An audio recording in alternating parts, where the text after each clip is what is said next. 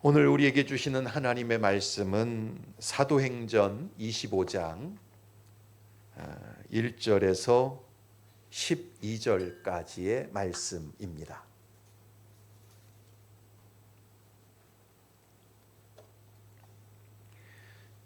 사도행전 25장 1절부터 12절까지 우리 한 절씩 교독하겠습니다. 베스도가 부임한 지 3일 후에 가이사랴에서 예루살렘으로 올라가니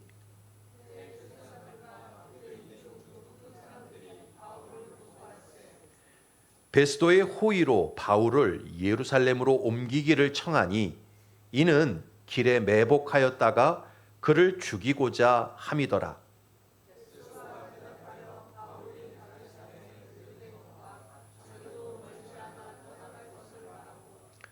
또 이르되 너희 중 유력한 자들은 나와 함께 내려가서 그 사람에게 만일 옳지 아니한 일이 있거든 고발하라 하니라.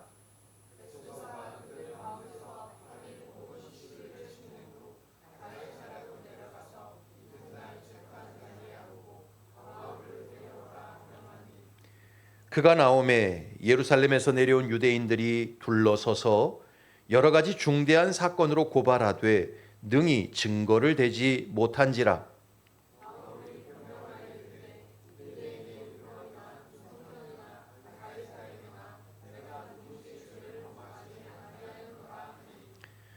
베스도가 유대인의 마음을 얻고자 하여 바울더러 묻되 네가 예루살렘에 올라가서 이 사건에 대하여 내 앞에서 신문을 받으려느냐?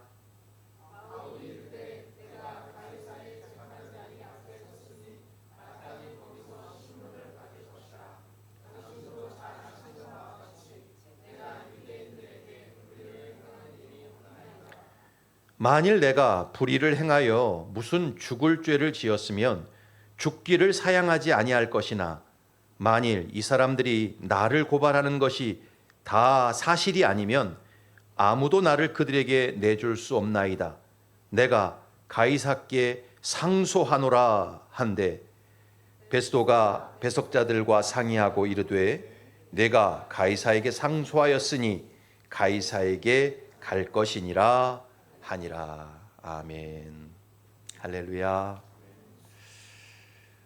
그렇게 더웠던 여름이 그래도 아침 저녁으로 조금씩 선선해지는 바람을 우리가 느끼면서 이 또 계절을 이기는 장사가 없구나라는 생각을 하게 됩니다. 만사가 하나님의 주권 속에 있는 줄로 믿습니다. 오늘도 말씀을 통해서 피차 은혜 받는 시간 되기를 바랍니다. 옆 사람과 인사하겠습니다. 사랑합니다. 감사합니다. 은혜 받으십시오. 서양 속담에 그런 말이 있어요. 양이 이끄는 사자 부대보다 사자가 이끄는 양 부대가 훨씬 더 강하다. 그런 말이 있습니다. 여러분, 사자가 얼마나 강한 짐승 아닙니까? 얼마나 아주 맹수죠.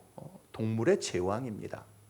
그런데 그 강한 사자의 무리라 할지라도 그 사자 무리를 인도하는 그 리더가 연약한 양이라고 한다면 전혀 힘을 발휘하지 못한다는 거예요.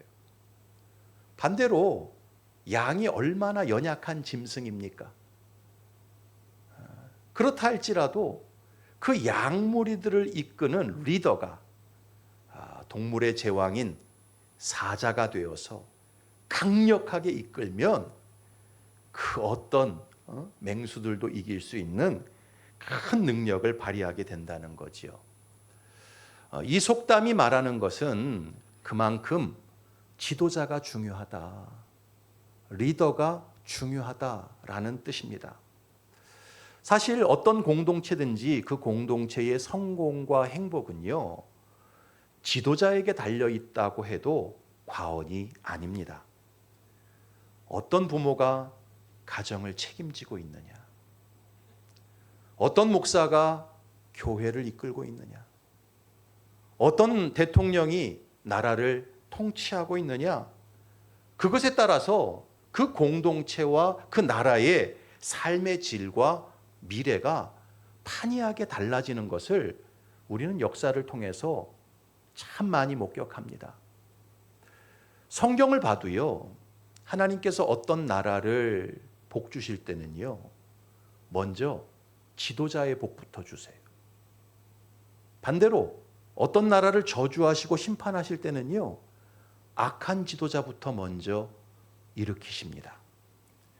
자, 우리는 계속해서 이 지금 사도행전 강해를 듣고 있는데, 벨릭스라는 총독이 유대 땅을 통치하고 다스리고 있을 때는 그 유대 나라가 평안치가 않았어요. 역사적인 기록을 보면 벨릭스가 유대 땅의 총독으로 있을 때 반란과 폭동이 끊이질 않고 일어났습니다. 무고한 사람들이 애꿎게 죽어나갔고요, 선량한 사람이 제대로 살아갈 수 없는 그런 사회였어요. 여러분, 좋은 사회는 선량한 사람들이 편안하게 살아갈 수 있는 사회입니다. 악한 사회는요, 비류들이, 패역한 자들이 편안하게 살아가는 사회가 악한 사회지요. 벨릭스가 유대 땅을 통치할 때 참 국민들이, 이 유대 백성들이요, 사는 게 녹록지가 않았습니다. 이전에도 제가 설교 때 말씀을 드렸지만, 이 벨릭스에 대한 평가를 한마디로 어떻게 평가를 했냐 하면, 노예의 심성을 가지고 왕의 권력을 행사하는 자였다라고 이 벨릭스를 정의를 했어요. 무자비하게 유대 땅을 다스렸던 사람이었습니다. 또한 그는요, 돈을 얼마나 밝혔는지 몰라요. 그래서 앞에서는 도둑놈들을 잡았지만 뒤에서는 돈을 받고 그 도둑놈들을 풀어주는 일들을 반복했어요. 그리고 사도행전에도 나오지만 바울에게 돈을 받을까 해서 자주 바울과 대화를 나누고 은근슬쩍 나에게 돈을 좀 달라는 무언의 압박을 했던 사람이 이 벨릭스라는 사람이었습니다. 이 사람은요, 로마의 대부분의 귀족들이 그랬던 것처럼 정조관념도 없었어요. 그래서 결혼을 3번이나 반복했던 사람이었어요. 결국 이 벨릭스는요, 네로 황제 때 총리의 직이 파면을 당하게 됩니다. 제가 전에 설명드렸던 것처럼 워낙 학정을 베풀고 유대인들을 고통스럽게 만들다 보니까 이 네로 황제에게 유대인들의 상소가 계속 올라가게 돼요. 자, 그런데 여러분 한번 상식적으로 생각해 보세요. 그때가 지금처럼 민주주의 시대도 아니고 여러 민족들 가운데 어떤 상소가 올라온다고 해서 자기가 자기 권위로 파송한 총리를 막 함부로 파직을 하고 파면을 할 수 있겠어요? 네로 황제가요, 이 벨릭스를 파면한 데는요, 뒷이야기가 있어요. 네로의 부인 중에 포피아라는 여자가 있었어요. 어떤 여자가 있었다고요? 포피아라는 여자가 있었어요. 이 여자는요, 유대 여자였습니다. 원래는요, 네로 황제의 하녀였어요. 그런데 어찌어찌 하다가 황제가 하녀와 눈이 맞아버린 거예요. 그래가지고 그 포피아라는 유대 하녀를요, 결국 자기의 황후로 올립니다. 사실은 네로 자체가 노예 출신이었던 것 아시지요? 그는 왕족이 아니었어요. 원래 노예였는데 왕의 총애를 받아서 진짜 황제의 자리까지 올라갔던 사람이 네로였지요. 아마 포피아를 보면서 동병상련을 느꼈던 것 같아요. 그 유대 여자, 자기의 하인이었던 포피아를 연모하면서 결국 그 하녀였던 포피아를 황후의 자리까지 올리게 됩니다. 그러다 보니까 이 포피아가 유대 여자다 보니까 유대 땅의 소식이 들어오겠어요? 안 들어오겠어요? 당연히 포피아에게 계속 유대 땅의 소식이 들어오는 거예요. 벨릭스라는 총독놈 때문에 우리가 도무지 못 살겠다고, 이놈이 얼마나 악한 놈인지 모른다고, 이런 얘기가요 계속해서 포피아에게 들려와요. 그러니 여러분, 부부는 베개송사를 하지 않습니까? 이 포피아가요, 이 벨릭스라는 총독이 너무 나쁜 사람이라고, 악한 사람이라고 계속 네로에게 그 말을 전하는 거죠. 그래서 결국은 이 벨릭스가 유대 총독으로 있다가 파직을 당하게 됩니다. 자, 그리고 그를 이어서 부임한 총독이 누구예요? 보스기오가 아니라 보르기오 베스도. 보르기오 베스도라는 사람이었어요. 포르키우스 페스투스라는 이 라틴어인데요. 이 페스투스라는 말은요, 축제, 명절, 기쁨, 즐거움, 그런 뜻이에요. 페스티벌 아시죠? 페스투스, 그 말에서 나오는 거죠. 자, 이 사람은요 AD 60년부터 62년 동안 2년에 걸쳐서 유대 땅의 총독으로 근무를 하다가 2년 만에 유대 땅에서 죽어요. 총독으로서는 참 안타까운 사람이었어요. 벨릭스가 망쳐놓은 유대 땅을요, 이 보르기오 베스도가요 많은 부분 잘 수습했던 좋은 총독이었습니다. 이 베스도가 어떤 사람인지에 대해서 오늘 본문이 잘 기록을 해놨거든요. 저는 이번 주와 그 다음 주 두 번에 걸쳐서 지도자가 갖추어야 할 좋은 덕목이 무엇인지 이 베스도라는 사람을 통해서 살펴보고요.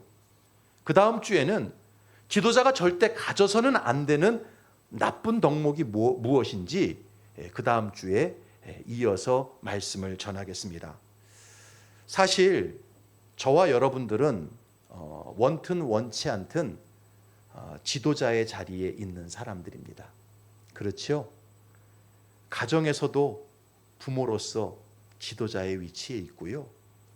또 구역에서는 구역장으로, 부서에서는 부서장으로, 기관에서는 기관장으로, 또 세상에서는 내가 하는 작은 사업의 또 수장으로, 나름 원튼 원치 않든 리더의 자리에 설 수밖에 없고 지도자의 자리에 설 수밖에 없는 그런 인생입니다. 이 말씀을 통해서 저와 여러분들이 어떤 자리가 됐든지 하나님께서 기뻐하시는 작은 지도자로 세워지는 은혜가 있기를 축복합니다. 뿐만 아니라 바른 지도자를 분별하는 그런 안목 또한 이 말씀을 통해서 세워가실 수 있기를 바랍니다. 자, 그렇다면 오늘 본문에 나타난 이 베스도, 보르기오 베스도가 가지고 있었던 지도자로서의 좋은 덕목이 무엇인가? 크게 세 가지로 살펴볼 수 있어요. 첫 번째는요, 이 보르기오 베스도는요, 성실한 지도자였어요. 부지런한 지도자였습니다. 우리 1절 말씀 같이 한번 읽어봅시다. 시작. 베스도가 부임한 지 3일 후에 가이사랴에서 예루살렘으로 올라가니. 자, 베스도는요, 총독으로 부임한 지 3일 만에 행정수도였던 가이사랴에서 유대인들의 종교적 중심지였던 예루살렘으로 올라갔다라고 기록하고 있습니다. 벵겔이라고 하는 유명한 주석가는요, 이 구절을 주석하면서 이 베스도라는 사람이 얼마나 자기 일에 성실하고 부지런한 사람인지를 보여주는 분명한 대목이라고 이 1절을 그렇게 주석을 했어요. 여러분, 당시 로마 제국의 총독은요, 어떤 위치였습니까? 로마 황제가 제국의 여러 나라와 이민족들을 다 다스릴 수는 없잖아요. 그러니까 로마 황제의 권위를 가지고 특정 지역을 다스리는 사람들이 총독이었어요. 따라서 이 총독이 어떤 지역에 부임을 하게 되면요, 성대한 환영 행사를 몇 날 며칠에 걸쳐 진행하는 것이 보통이었어요. 뿐만 아니라 이 총독들은요, 낯선 땅에 왔잖아요. 로마 제국이 관할하는 한 번도 자기가 와보지 않은 땅에 왔단 말이죠. 그렇기 때문에 자기가 거주할 집이라든지 집무할 관저 이런 것부터 새롭게 고치고 새롭게 들여놓고 기본적으로 거기서 총독의 직무를 감당할 준비를 몇 개월에 걸쳐서 했단 말이죠. 따라서 여러분, 갓 부임한 총독이 제대로 직무를 시작하려면 좋게 몇 개월은 걸렸습니다. 그게 일반적이었어요. 그런데 베스도는 부임하자마자 며칠 만에 3일 만에 가이사랴에서 예루살렘까지 올라갔어요. 여러분, 가이사랴에서 예루살렘까지의 거리가 104km예요. 요즘처럼 도로가 잘 닦여 있어서 차로 1시간 가면 갈 수 있는 그런 거리가 아니었습니다. 아무리 로마 제국이 기병을 동원해서 말을 타고 간다 할지라도요, 총독의 행렬은 104km를 가자면 아무리 빨리 가도 하루 이틀은 가야만 가이사랴에서 예루살렘까지 올라갈 수 있었어요. 그러니까요, 이런 베스도의 모습을 보면 이 베스도는요, 자기 일에 아주 성실한 사람이었어요. 탱자 먹고 노는 일에 관심이 많은 사람이 아니라 자기 일에 아주 부지런히 감당하던 성실한 사람이었던 거죠. 지도자로서는요, 너무나 좋은 덕목을 가지고 있었던 사람이었어요. 여러분, 잠언 22장 29절에서 분명히 말씀합니다. 우리 같이 한번 읽어봅시다. 시작. 내가 자기의 일에 능숙한 사람을 보았느냐? 이러한 사람은 왕 앞에 설 것이요 천한 자 앞에 서지 아니하리라. 여러분, 여기서 자기 일에 능숙한 사람이라고 표현을 하는데 그 능숙하다라는 말은요, 히브리어로 마히르라는 단어예요. 마히르. 이 마히르라는 단어는요, 신속하다, 서두르다, 그런 의미예요. 그러니까 자기 일을 감당할 때 신속하게 감당하고요, 또 서둘러서 처리하는 사람을 뜻해요. 아주 부지런하고 성실한 사람을 뜻합니다.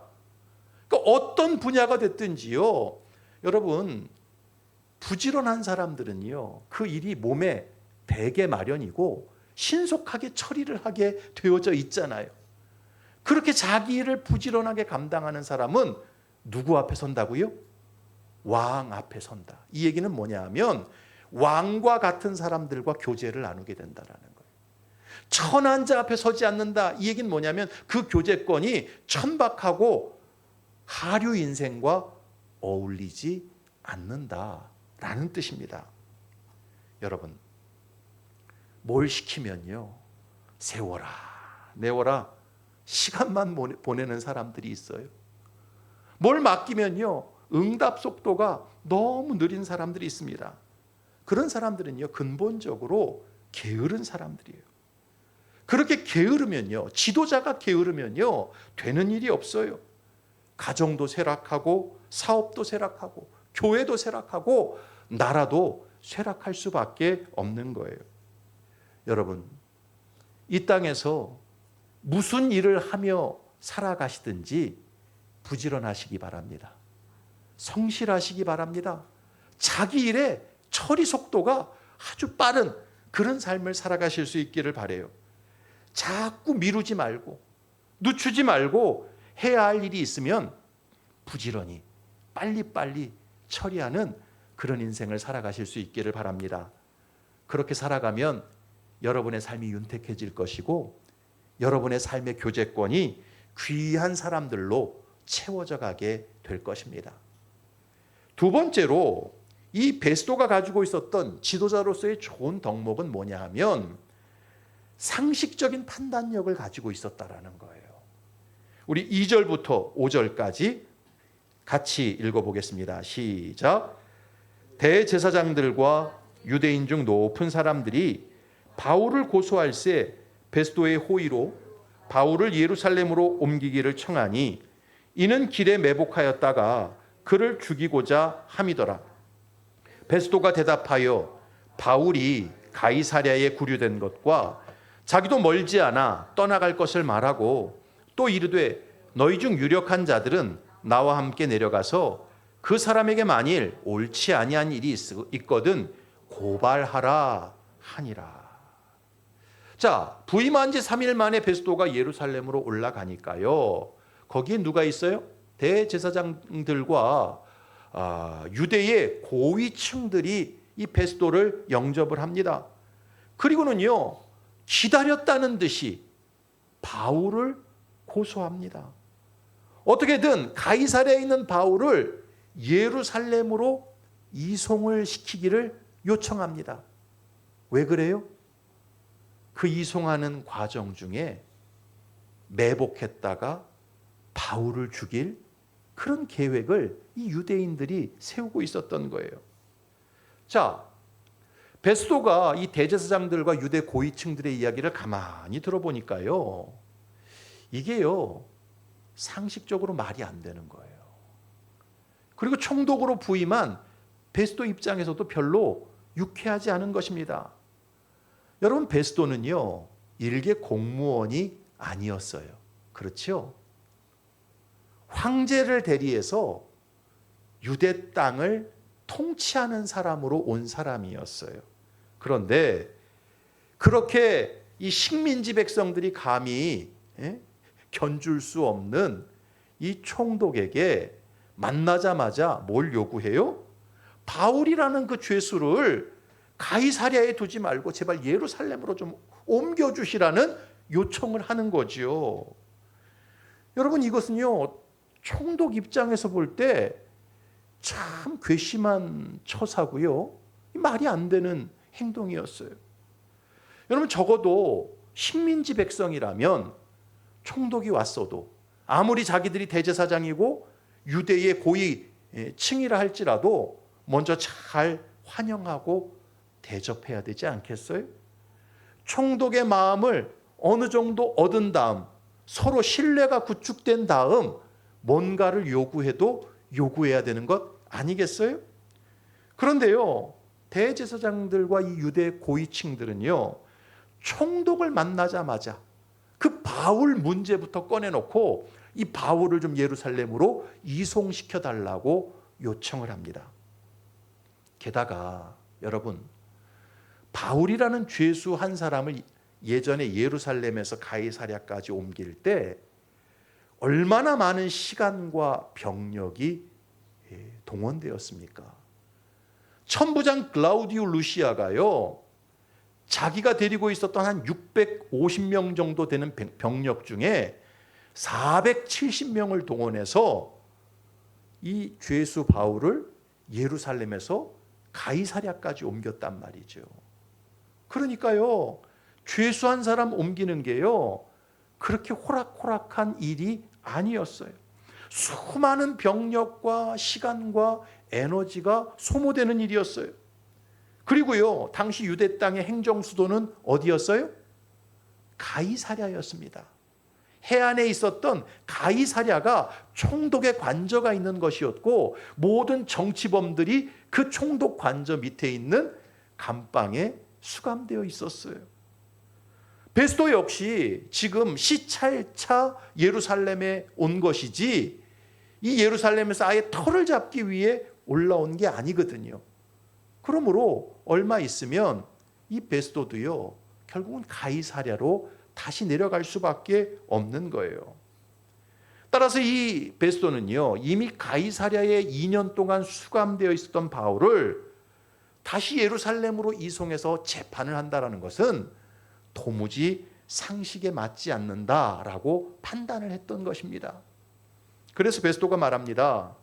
바울은 현재 가이사랴에 구류되어 있고 나도 곧 가이사랴로 다시 돌아갈 것이다. 그러니 바울을 정 고소하고 싶으면 대제사장들과 유대 고위층 유력한 자들이 나와 함께 내려가서 가이사랴에서 고발하라. 그렇게 베스도가 말을 합니다. 베스도는요, 누가 봐도 상식적인 판단력을 가지고 있는 그런 지도자였어요. 여러분, 상식이라는 단어를 영어로 common sense라고 말합니다. 공통적인 생각, 공통적인 정서, 공통적인 느낌, 그게 상식이죠. 누구나 보편적으로 당연하게 생각하고 마땅하게 생각하는 것이 상식입니다. 여러분, 이 상식이 인간 사회 안에 있기 때문에 질서가 유지가 되는 것이고요, 사회가 존속하는 거예요. 따라서 지도자는요, 상식적인 판단력을 가지고 공동체를 이끌어야 합니다. 자기 입장, 자기 상황, 자기 것에만 몰두할 게 아니라 역지사지의 마음을 가지고 상대방의 입장과 처지, 국민들의 입장과 상황, 이런 것들을 헤아리면서 상식적으로 행동해야 돼요. 그래야만 공동체가 평안한 거예요.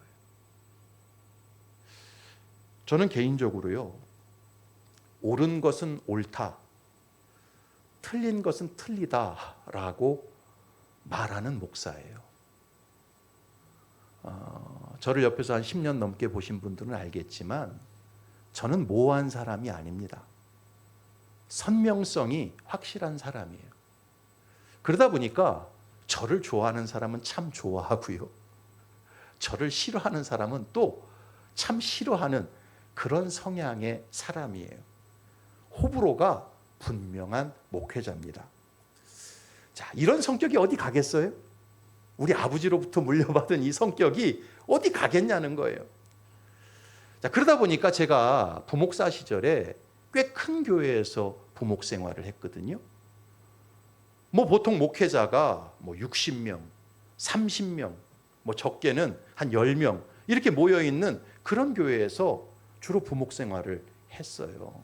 그러다 보니까요, 부목사 시절에 저와 나름 갈등이 생기고 언쟁이 생기는 그런 목회자들이 많지는 않았지만 종종 있었습니다. 교회 사역을 하면서 어떤 개인적인 감정 때문이 아니라 교회 일을 하면서 문제가 생기고 큰 소리가 나는 상황들이 왕왕 있었어요. 그러면 그때마다 제 집사람이요, 많이 속상해하는 거예요.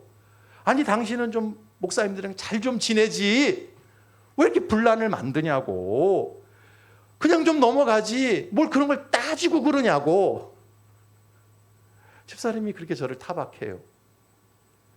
은근히 제가 나쁜 목사처럼 느껴질 때가 있었습니다. 자, 그런데요, 재밌는 사실이 있어요. 그렇게 부목사 생활을 마치고 제가 여기 담임으로 와서 10여 년의 세월이 흘렀거든요. 그리고 나서 제 기억 속에 있었던 수많은 목회자들이 있지 않습니까? 그 중에 저랑 별로 어떤 문제로 인해서 갈등하고 다퉜던 목회자들이 있지 않았겠어요?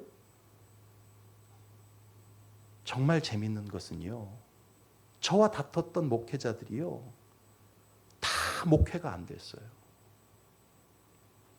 목회지에서 쫓겨나고요, 어떤 분은 아예 목회 자체를 그만둔 목사가 돼버렸어요. 여러분, 이게 제가 잘났다는 얘기를 하는 게 아니에요. 제가 다툴 때 시시콜콜한 문제를 가지고 다툰 게 아니에요. 누가 봐도 상식적으로 그렇게 하면 안 되는 것들을 그렇게 행하는 모습을 보면서 제가 지적을 했거든요. 그러면서 관계가 안 좋아졌던 건데, 그때 그 목사님들이 그랬어요. 당신이 뭔데 문제를 삼냐, 같은 부목사끼리 뭔 시비를 거냐, 그러면서 저에게 그렇게 안 좋게 말을 하고 관계가 별로 좋지 않았단 말이죠. 그런데 여러분, 그런 태도가 어디 안 가더라는 거예요. 낭중지추라는 말 아시지요? 주머니 속에 송곳은 어느 주머니를 들어가든지 삐집고 나온다는 말이 있어요. 부목사 때 그렇게 비상식적인 행동을 하고 비상식적인 선택을 하던 사람들이 나중에 단임 가면 똑바로 하냐, 제대로 하냐, 그게 아니더라는 거예요. 거기 가서도 비상식적인 행동들을 하다가 다 쫓겨나고 목회길이 막히는 그런 모습들을 제가 보게 되었던 거예요. 여러분, 지도자는요, 누가 뭐래도 상식적으로 판단해야 돼요. 나한테 좋으면 다른 사람한테도 좋은 거예요. 할렐루야. 맞지요? 나한테 싫으면 다른 사람한테도 싫은 겁니다. 왜 자기 입장만 생각하고 자기만 특별한 기준과 잣대로 혜택을 받아야 되고 적용을 받아야 됩니까? 동일한 기준, 동일한 잣대, 동일한 판단을 따라 상식적으로 행동해야 공동체가 평안해지는 거예요. 여러분, 그래서 지도자는요, 절대 내로남불하면 안 되는 거예요. 내 편이면 무조건 옳고 남 편이면, 다른 사람 편이면 무조건 틀리다. 이런 기준과 이런 잣대를 가지고 살아가면 안 되는 것입니다. 그런 비상식적인 지도자가 세워지면 가정이나 교회나 나라나 다 불행해질 수밖에 없는 거예요. 바라기는 저와 여러분들이 상식적인 판단력을 가지고 인생을 살아가실 수 있기를 바랍니다. 나한테 좋은 건 다른 사람한테도 좋은 거예요. 나한테 싫은 건 다른 사람한테도 싫은 거예요. 예수님이 황금률을 말씀하셨잖아요. 그러므로 자기가 대접을 받고자 하는 대로 다른 사람을 먼저 대접하라. 이 상식적인 판단력을 가지고 우리가 이 땅을 살아갈 때 어디에 가든지 공동체를 아름답게 세울 수 있는 것입니다.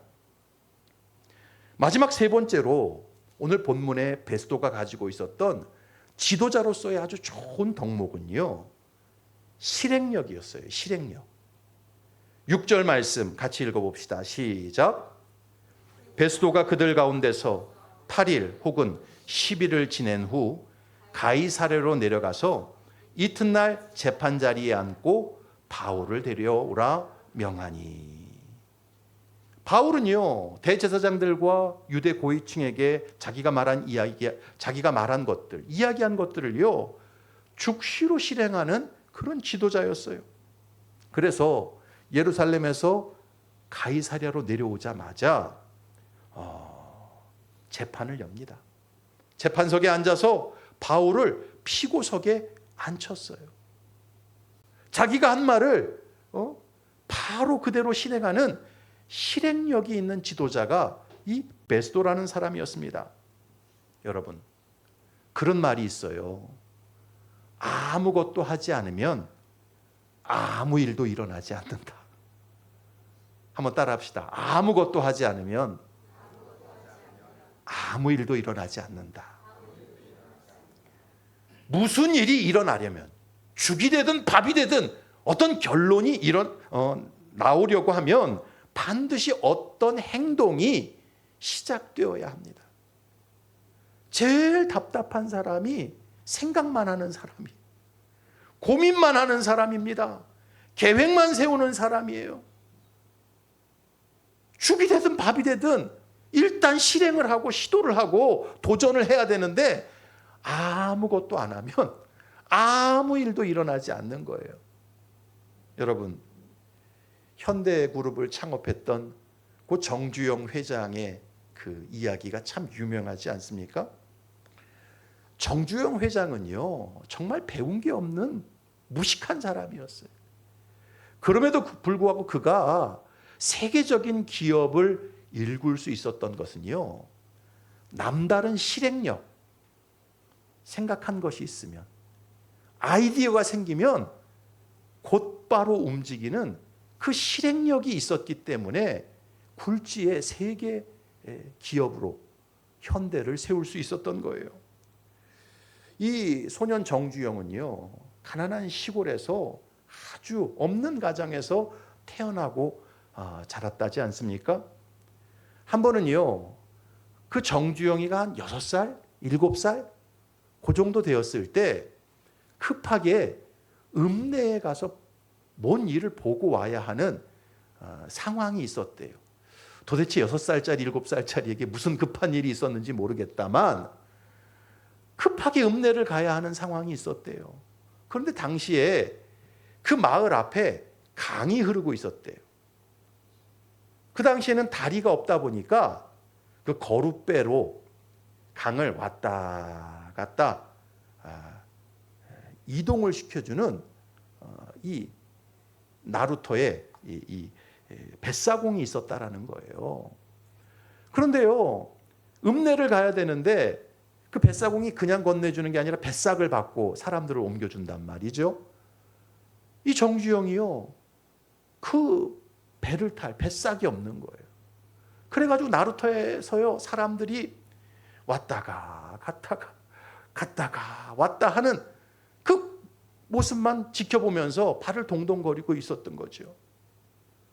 시간은 자꾸 지나가지고 이제 배를 타지 않으면 해가 넘어가서 그날 읍내에 갔다 올 수 없는 그런 상황까지 내몰린 거예요.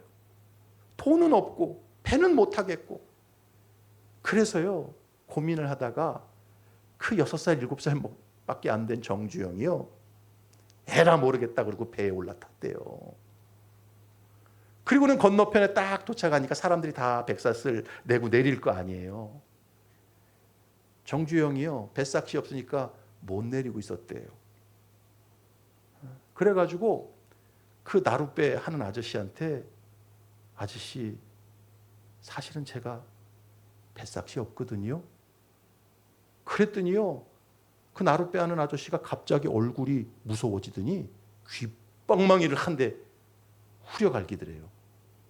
어린 놈이 말이야, 어려서부터 못된 것만 배워가지고 그러더래요. 그러니 불이 번쩍 난 거죠. 뺨을 맞았으니 얼마나 놀랍니까? 그래서 정주영이요, 자기 뺨을 이렇게 움키고 있는데 묻더래요. 이놈아, 맞으니까 정신 나냐? 후회되지? 그렇게 물었대요. 그때 어린 정주영이 이렇게 대답했답니다. 예, 후회됩니다. 이렇게 뺨 한 대만 맞으면 강을 건널 수 있었는데 내가 왜 그렇게 오랫동안 저기서 머뭇머뭇하고 있었는지 그게 후회가 됩니다. 그랬다는 거예요. 여러분, 그 어린 시절 경험이 정주영 회장 인생의 큰 등불이 되었다는 거예요. 그래서요, 이 정주영 회장은요, 아무리 어렵고 힘든 처지에 놓여 있어도요, 뭔가를 끊임없이 시도하고 도전을 했다는 거예요. 절대 생각만 하고 고민만 하고 계획만 하지 않았다는 것입니다. 그래서 때로는 여러 번 실패할 때도 있었지만 그 실패가 결국은 성공을 가져오는 밑거름이 되었다는 거예요. 여러분, 다시 한번 따라합시다. 아무것도 하지 않으면 아무 일도 일어나지 않는다. 사랑하는 성도 여러분, 죄 짓는 일만 아니면 뭐든지 시작하고 실행하십시오. 할렐루야. 가만히 앉아서 고민만 하지 말고, 걱정만 하지 말고, 계산만 하지 말고, 뭐라도 삶의 보탬이 되고 유익이 되는 일이라고 한다면 일단 시작하시고 실행하십시오. 그럴 때 삶의 길이 열리게 되고 놀라운 열매를 거둘 수 있게 되는 거예요. 여러분, 우리는 누구나 크든 작든 삶의 자리에서 지도자의 역할을 감당해야 합니다. 오늘 본문에 나오는 보르기오 베스토처럼 성실한 지도자들 되실 수 있기를 바랍니다. 상식적인 판단력을 가지고 판단하는 지도자가 되시기 바랍니다. 그리고 일단 생각한 것이 있고 계획한 것이 있으면 주저하지 말고, 머뭇거리지 말고, 고민만 하지 말고, 생각만 하지 말고 실행하실 수 있기를 바랍니다. 이런 좋은 덕목을 가지고 복된 삶, 복된 공동체를 일구어가는 우리 모두가 될 수 있기를 주님의 이름으로 축원합니다. 주신 말씀을 생각하면서 우리